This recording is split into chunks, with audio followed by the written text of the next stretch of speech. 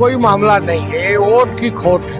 अब जनता का भय खत्म हो गया। दीदी हत्याएं कराती थी, दीदी हत्याएं कराती थी ममता बनर्जी। तृणमूल के गुंडे आके लोगों को बुरी तरह मारते थे। कई भारतीय जनता पार्टी कार्यकर्ताओं की हत्या हुई। दीदी का कहना यह है कि रोहिंग्या मुसलमान उन्हें वोट देते हैं। दीदी का कहना है बांग्लादेशी उन्हें वोट देते हैं। इस बार कोई वोट नहीं देने पाएगा। ये SIR में जो बाहरी है उन्हें हमने बाहर कर दिया है। पैसा आया तो पहले चरण का पैसा कांग्रेसी खा गए, दूसरे चरण का पैसा शंकर की जटाओं से निकली गंगा मनमोहन की जटाओं में फंस गई। पश्चिम बंगाल में चुनाव में अब कुछ ही महीने का समय बचा हुआ है। अशोक पांडे जी उनसे हम बात करेंगे। क्या लगता है इस बार पश्चिम बंगाल में कहाँ स्टैंड करती है बीजेपी? देखिए, पहली बात तो दीदी वहाँ फर्जी वोट कर बढ़ा के रोहिंग्या लोगों को, बांग्लादेशियों को शरण दे के उनको मतदाता बना के चुनाव जीतती थी। शारदा चिटफंड घोटाले में भी उनका नाम है, अनेक घोटालों में नाम है। इस बार जब ये SIR हम कर रहे थे तो बहुत तेजी के साथ चिल्ला रही थी, खून की नदियां बह जाएंगी। खून की नदी उन्होंने बहाया। जो बाहरी है उनको भगाने का हर संभव प्रयास हम कर रहे हैं। और मेरा कहना है दीदी ने जो विकास किया कलकत्ते में, वो इस बार सामने आएगा। बनारस से, उत्तर प्रदेश से भारतीय जनता पार्टी के अनेक कार्यकर्ता वहाँ जाके बंगाल में कलकत्ता की जहाँ ड्यूटी लगाई गई है, वो लोग जाके जनता के बीच में काम कर रहे हैं। अब जनता का भय खत्म हो गया। दीदी हत्याएं कराती थी, दीदी हत्याएं कराती थी ममता बनर्जी।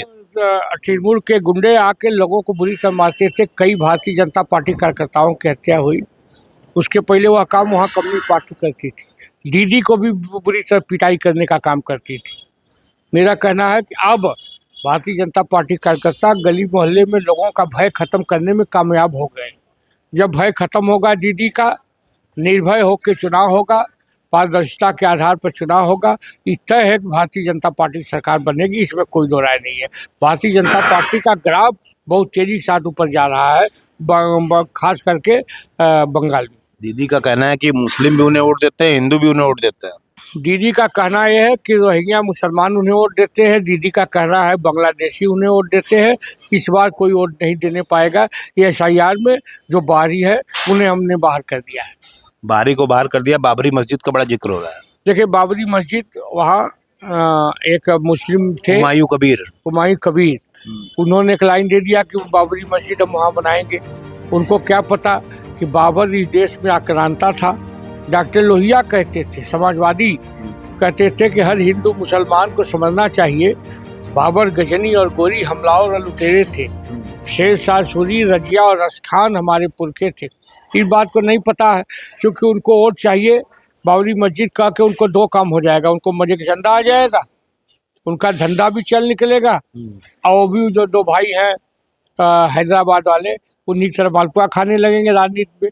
एक हुमायूं भी आ गए धीरे से। अभी तक तो वो दोनों भाई थे, कल जो मुसलमानों के पक्ष में बोल के एक MP एक MLA हो जाते हैं। तो ये इनको फायदा हो सकता है, लेकिन देश को बड़ा नुकसान होगा। क्या ताबड़तोड़ रैली नरेंद्र मोदी की भी होगी बंगाल में? अभी अमित शाह जी गए थे, गृह मंत्री जी। जिस पार्टी को अमित शाह जैसे, नरेंद्र मोदी जैसे और योगी आदित्यनाथ जैसे सिर्फ कार्यकर्ता मिल जाए, उस पार्टी को कहीं भी आने से कोई रोक नहीं सकता। इसमें कोई दो राय नहीं। बंगाल में भाजपा आ रही है। बंगाल में भाजपा का कद बहुत तेजी के साथ बढ़ा है और भाजपा की सरकार भी बन सकती है। इतिहास रचा जाएगा। बिल्कुल इतिहास रचा जा सकता है। हम उन जगहों पे आए हैं जहाँ कल्पना नहीं थी। तो किस तरह से देखते हैं दाल मंडी को? कोई मामला नहीं है, वोट की खोट है। इसके पहले जब आओ विश्वनाथ का कॉरिडोर बन रहा था, ये लोग शुरू किए कि मंदिर टूट रहा है, मस्जिद टूट रहा है, फलाना टूट रहा है। और जिनका वहाँ घर था वो लोग सीधे सीधे मुआवजा लेने के लिए परेशान थे। 8 गुना ज़्यादा मुआवजा मिला। जब विश्वनाथ मंदिर कॉरिडोर बन गया है तो टेम्पो वाले, ऑटो वाले, रिक्शा वाले, खोमचा वाले, सभी लोगों का, होटल वाले, सबका बढ़िया व्यवसाय हो गया। करोड़ों लोग दर्शन करने के लिए आ गए। रिकॉर्ड तोड़ लोग दर्शन करने के लिए आ रहे हैं। उस कॉरिडोर ने बनारस की आर्थिक व्यवस्था को उच्च स्तर पर कर दिया। उसके बाद जब रामनगर टूट रहा था, उसके बाद गोदौलिया टूट रहा था, लंका हो रहा था, तब कोई नहीं बोला, क्योंकि वो मुस्लिम तुष्टीकरण की बात होने लगी। जबकि वहाँ मुस्लिम भी है और हिंदू भी है। और सबसे बड़ी बात है, जो कागज दिखा रहा है उसको मुआवजा मिल जा रहा है। जिसके पास कागज ही नहीं है, कोई कब्जा करके रह रहा है, तो निश्चित तौर पे वो परेशानी में है, क्योंकि वो अब दिक्कत में है, क्योंकि कब्जा करके रह रहा था। ज़्यादातर कब्जा करने वाले लोग वहाँ हैं, ज़्यादातर कागज न दिखा पाने वाले लोग वहाँ हैं। लेकिन कमाल ये भाई, आपकी व्यवस्था अलग से की जाएगी, लेकिन जब कोई विकास होता है तो कहीं थोड़ा बहुत दिक्कतें आती हैं। उनका कहना है उजाड़ रहे हैं तो बसाइए भी। उजाड़ है तो उनके बसाने की व्यवस्था की जाएगी। किसी भी राजनीतिक बहकावे बिना आवे, उनकी व्यवस्था योगी जी मोदी जी करेंगे, इसमें कोई दो राय नहीं है। ये अलग बात है कि जब बनारस सुधर रहा है तो वह गली भी जरूर सुधरेगी, इसमें कोई दो राय नहीं है।